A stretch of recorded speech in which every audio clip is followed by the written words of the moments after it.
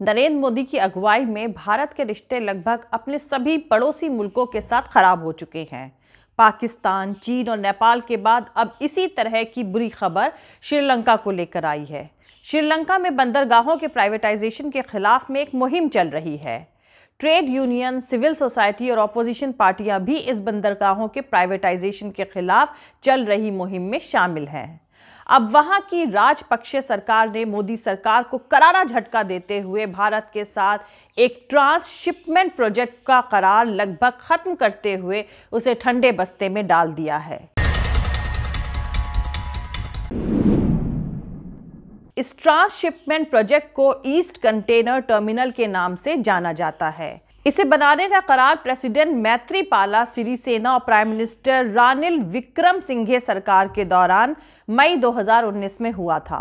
इसे भारत और जापान को मिलकर बनाना था। भारत की तरफ से नरेंद्र मोदी के दोस्त अडानी की कंपनी अडानी पोर्ट को इस प्रोजेक्ट पर काम करना था। मतलब ये करार श्रीलंका, भारत और जापान के बीच हुआ था, जिसमें 51% की हिस्सेदारी श्रीलंका की थी और 49% की हिस्सेदारी भारत और जापान की होनी थी। लेकिन अब खबर आ रही है कि श्रीलंका के प्रेसिडेंट महिंद्रा राजपक्षे ने कहा कि ईस्ट कंटेनर टर्मिनल में 100% हिस्सेदारी श्रीलंका पोर्ट अथॉरिटी SLP की ही होगी। उनके इसी बयान के बाद दूसरी खबर जो बाहर आई है, उसके मुताबिक भारत के साथ ईस्ट कंटेनर टर्मिनल का करार श्रीलंका ने रद्द कर दिया है। अब हाल ही की बात है जब भारत ने वैक्सीन डिप्लोमेसी के तहत श्रीलंका को 50,000 कोरोना वैक्सीन की डोजेस भेजी थी। भारत सरकार की इस मदद के लिए श्रीलंका सरकार ने काफी तारीफ भी करी। भारत के फॉरेन मिनिस्टर S जयशंकर भी श्रीलंका को अपना भरोसेमंद दोस्त बताने से नहीं थक रहे थे। तो फिर आखिर श्रीलंका सरकार ने भारत के साथ ईस्ट कंटेनर टर्मिनल का करार रद्द करने का फैसला क्यों लिया, बताऊंगी। लेकिन भारत के लिए ईस्ट कंटेनर टर्मिनल क्या अहमियत रखता था, उसको पहले समझ लीजिए। दरअसल स्ट्रैटेजिक नजरिए से यह कंटेनर टर्मिनल बहुत ज्यादा ही अहम है। उस इलाके का लगभग 70% कारोबार इसी के जरिए होता है। ये ट्रांसशिपमेंट कोलंबो के नजदीक है। पड़ोसी देश होने के नाते भारत इसका सबसे ज्यादा इस्तेमाल भी करता है। अब आपको बताती हूं मोदी सरकार को श्रीलंका सरकार ने इतना तगड़ा झटका क्यों दिया। मतलब भारत के साथ ईस्ट कंटेनर टर्मिनल का करार रद्द करने का फैसला क्यों लिया। पहले आपको बता दूं, नवंबर 2019 में श्रीलंका में नई सरकार बनने के बाद से लेकर अब तक भारत ने कई ऐसे पहल किए हैं जिससे दोनों मुल्कों के बीच बढ़ती दूरियों को कम करने की कोशिश के तौर पर देखा गया था। श्रीलंका में नई सरकार बनने पर भारत उन देशों में से था जिसने सबसे पहले अपना पैगाम उन्हें भेजा। गोटाबाया राजपक्षे के प्रेसिडेंट की कुर्सी संभालते ही अगले दिन भारत के foreign minister S Jaishankar Sri Lanka के दौरे पर पहुंच गए थे। उन्होंने गोटाबाया राजपक्षे से मुलाकात करी और उन्हें भारत आने का PM नरेंद्र मोदी की तरफ से इन्विटेशन भी दिया। इसके बाद गोटाबाया राजपक्षे नवंबर में भारत के दौरे पर आए और दोनों मुल्कों के बीच काफी गर्मजोशी भी देखने को मिली थी। इस दौरे को लेकर श्रीलंका की फॉरेन पॉलिसीज पर नजर रखने वाले जानकारों को भी काफी ताज्जुब हुआ था, क्योंकि गोटाबाया चीन के काफी करीब माने जाते हैं। इसके बाद जनवरी में नेशनल सिक्योरिटी एडवाइजर यानी राष्ट्रीय सुरक्षा सलाहकार अजित डोभाल के श्रीलंका दौरे के दौरान भारत की तरफ से श्रीलंका को $50 मिलियन की मदद देने का वादा भी किया गया था। उसके बाद अब कोरोना महामारी से निपटने के लिए भारत की तरफ से वैक्सीन भी श्रीलंका को भेजी गई है। आपको यह भी बताना जरूरी है कि अभी एक महीना पहले ही foreign minister S Jaishankar Sri Lanka के दौरे से वापस लौटे हैं। लेकिन आज ऐसा लग रहा है जैसे मोदी सरकार की तरफ से उठाए गए ये सारे कदम श्रीलंका को भारत की तरफ खींचने में नाकाफी साबित हुए हैं।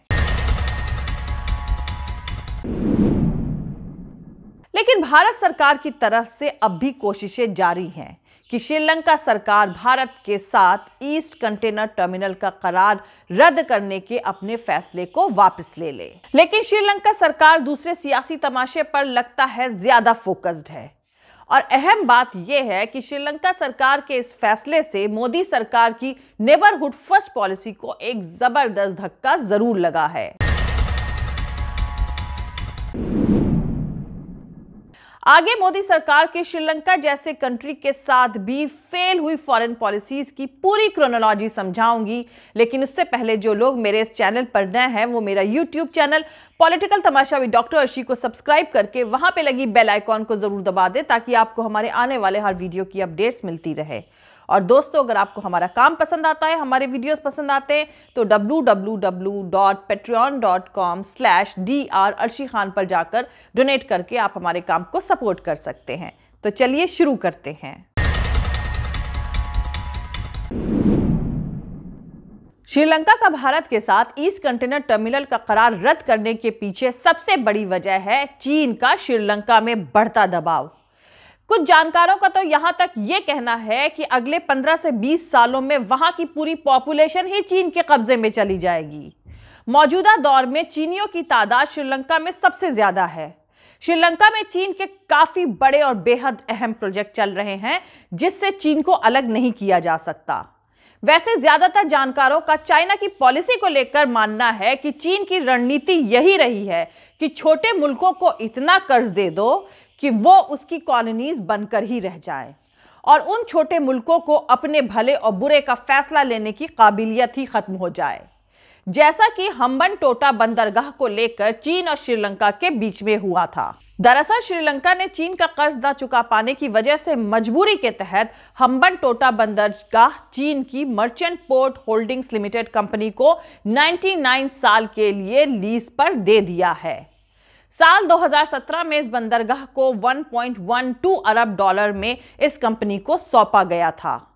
इसके साथ साथ पास में ही करीब 15,000 एकड़ जगह भी एक इंडस्ट्रियल जोन के लिए चीन को ही दे दी गई थी। अब यहां पर आपको एक अहम बात बताना जरूरी है ताकि आप श्रीलंका में चाइना के दबदबे और उसकी मौजूदगी की अहमियत को समझ सकें। अब तक तो ये देखने को मिलता था कि श्रीलंका में जो भी प्रेसिडेंट का चुनाव जीतता था वो उसके ठीक बाद भारत का दौरा किया करता था। नई दिल्ली में उनके स्वागत का समारोह भी होता था। इसकी वजह दोनों मुल्कों के बीच हिस्टोरिकल और कल्चरल यानी ऐतिहासिक और सांस्कृतिक रिश्ते ही नहीं थे, बल्कि इस क्षेत्र में भारत का दबदबा होना भी था। लेकिन इस बार लोगों को काफी ताज्जुब हुआ क्योंकि श्रीलंका में गोटाबाया राजपक्षे के प्रेसिडेंट चुने जाने के फौरन बाद भारत ने अपने विदेश मंत्री एस जयशंकर को श्रीलंका भेजा। यह मोदी सरकार का काफी चौंकाने वाला कदम था क्योंकि सरकार ने राजपक्षे के भारत आने का इंतजार ही नहीं किया, बल्कि एस जयशंकर को प्रधानमंत्री नरेंद्र मोदी के शुभकामना संदेश के साथ भेज दिया। सबको पता है कि राजपक्षे का रुझान चीन की तरफ कहीं ज्यादा माना जाता है और राजपक्षे को भारत विरोधी के तौर पर देखा जाता है। मतलब मोदी सरकार की इतनी कसरत और भागा दौड़ी के बाद नतीजा जीरो ही रहा। लेकिन आज ऐसा लग रहा है कि मोदी सरकार की तरफ से उठाए गए ये सारे कदम श्रीलंका को भारत की तरफ खींचने में नाकाफी साबित हुए हैं। वैसे ज्यादातर जानकारों का मानना है कि श्रीलंका ने चीन के दबाव में भारत के साथ ईस्ट कंटेनर टर्मिनल का करार रद्द कर दिया है। दूसरी वजह जो इस करार को रद्द करने की मानी जा रही है वो है वहां के भारतीय तमिल और श्रीलंका के सिंघला समुदाय के बीच की खींचातान जो लंबे वक्त से चली आ रही है। तमिल समुदाय को वहां माइनॉरिटी माना जाता है। भारत की तरफ से किसी भी तरह की मदद को वहां के लोकल लोग भारत के बढ़ते दबदबे के तौर पर देखते हैं। इसलिए वहां के पोर्ट यूनियन वाले ये नहीं चाहते हैं कि भारत की मदद से वहां इस तरह का कोई भी काम हो। माना जाता है कि बंदरगाह यूनियन में तमिलों का रिप्रेजेंटेशन तो है, लेकिन वहां चलती सिंघला समुदाय के लोगों की ही है। श्रीलंका सरकार के ताजा फैसले से मोदी सरकार की नेबरहुड फर्स्ट पॉलिसी को एक जबरदस्त धक्का जरूर लगा है, लेकिन भारत सरकार की तरफ से अब भी कोशिशें जारी हैं कि श्रीलंका सरकार अपने फैसले को वापस ले ले।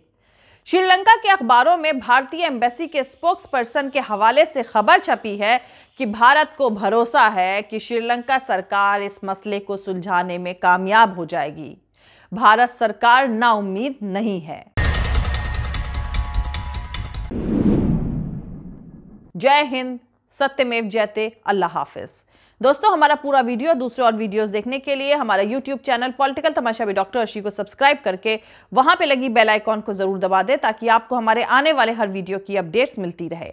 और दोस्तों, अगर आपको हमारा काम पसंद आता है, हमारे वीडियोस पसंद आते हैं, तो www.patreon.com/dr अर्शी खान पर जाकर डोनेट करके आप हमारे काम को सपोर्ट कर सकते हैं। दोस्तों, अगर आपको हमारा वीडियो पसंद आता है तो लाइक और शेयर करना हरगिज नहीं भूलें। आप हमें फॉलो भी कर सकते हैं हमारे ट्विटर, इंस्टाग्राम और फेसबुक पेज पर। मेरा ट्विटर हैंडल है @ArshieAzizKhan। Thank you. मिलते हैं अगले वीडियो में।